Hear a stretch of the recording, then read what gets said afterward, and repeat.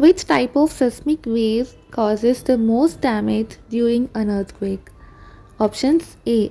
Primary waves P waves, B. Secondary waves S waves, C. Love waves, and D. Relay waves.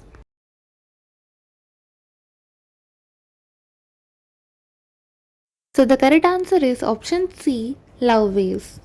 Love waves are surface waves that cause horizontal shaking of the ground. They are responsible for causing the most damage to structures during an earthquake. So the type of seismic wave that causes most damage during an earthquake is love waves.